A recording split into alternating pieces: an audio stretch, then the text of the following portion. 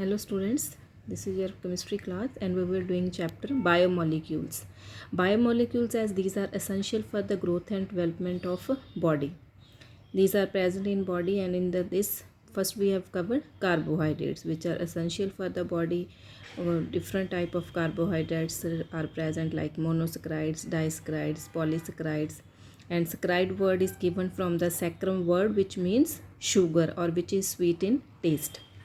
Now next one is amino acids.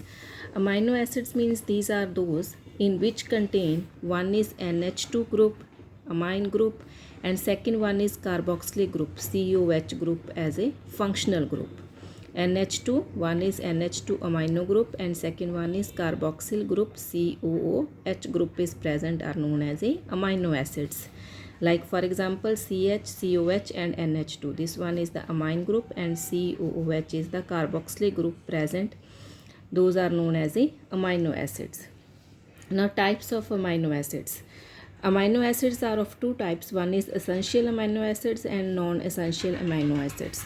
Essential amino acids are those which cannot be synthesized in the body and must be obtained through diet, like valine, leucine. These are the examples which are essential amino acids which are not synthesized by the body, and these are taken through the diet. Non-essential amino acids are those which can be synthesized in the body, like glycine, alanine. These are the amino acids which are synthesized by the body. Now next one is zwitteriene form of amino acids. Zwitteriene form of amino acids means, like amino acids, these behaves like a salts other than the carboxylic and amino groups. Why these behaves like a salts? Because in this both acidic and basic groups are present. Acidic is COOH group and basic is amino group.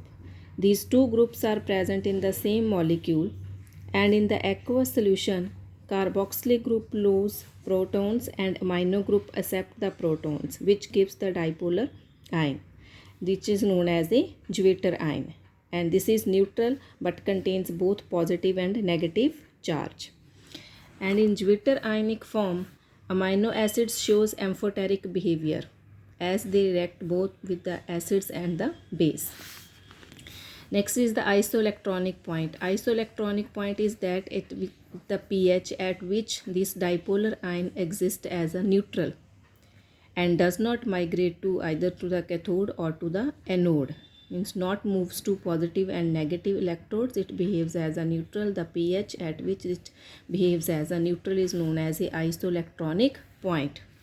Next are the proteins. Proteins are the polymers of amino acids in which a number of amino acids link together by a peptide bond, and this polypeptide bond, more than 100 amino acids residues combine with each other having a high molecular mass higher than 10,000 unit, called proteins.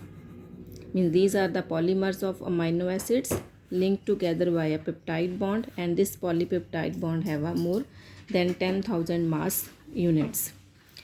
And this peptide linkage is, what is this? In which amide link is formed by the condensation reactions between carboxylic group of one amino acids and amine group of another amino acids, like this one H2N CH this is first one. From this is only carboxylic group on one amino acids, and from this amino acid H2O and one amine group combined with the condensation, and this is known as a peptide linkage, which helps in the formation of proteins.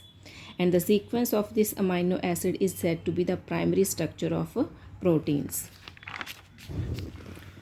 Now next one is the shape in which the long polypeptide chains can exist, and on the basis of this shape proteins can be classified into two types on the basis of their molecular shape. First one is fibrous protein and second one is globular proteins.